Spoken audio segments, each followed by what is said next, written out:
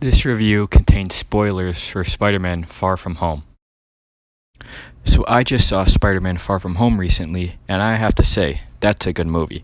I'm completely comfortable with saying that it's better than Homecoming and is easily in my top 3 best Spider-Man movies.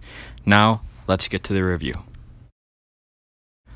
Now, when I say negatives, I'm not saying that I disliked these ideas.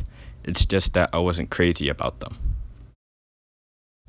The first thing I wasn't crazy about was the whole Ned and Betty relationship thing. It just seemed weird and only put in for comedic purposes. I also wasn't a huge fan of Brad. He was mainly put in there to get between Peter and MJ, and he just seemed unnecessary at times. Though I did like how he was one of the kids who was spared during the 5-year gap. Now, let's get into some positives. I liked how Peter's spider sense was acknowledged and how he had to learn to control it.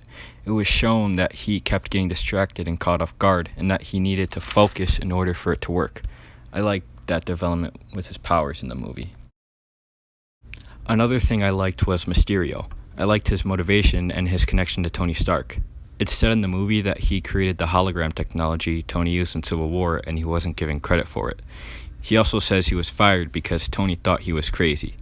After seeing the movie, Mysterio is easily in my top 3 favorite MCU villains, along with Thanos and Zemo.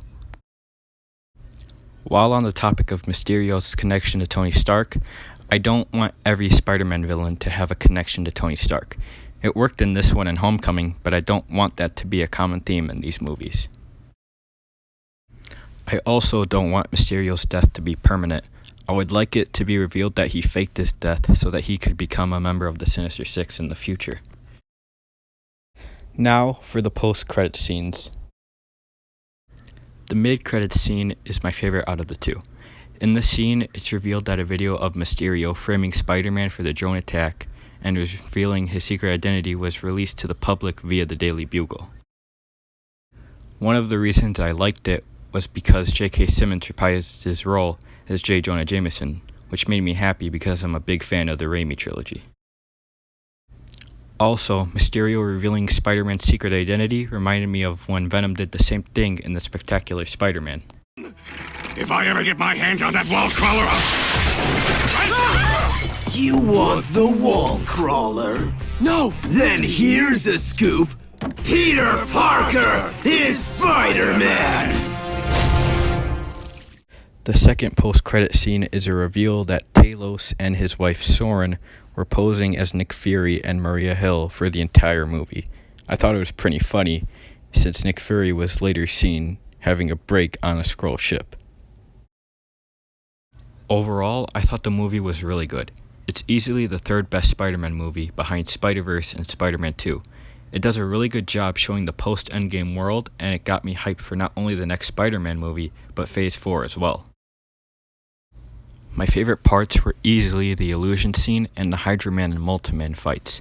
I also liked how they had Flash read Hydra Man's origin from the comics from a BuzzFeed article. Thanks guys for watching the review, and feel free to leave your thoughts about the movie in the comments. I may do reviews for movies that I've seen that were released this year, so possibly expect reviews for Captain Marvel, Shazam, Avengers Endgame, and Dark Phoenix. Anyways, thanks again guys for watching, and I hope you enjoyed the video.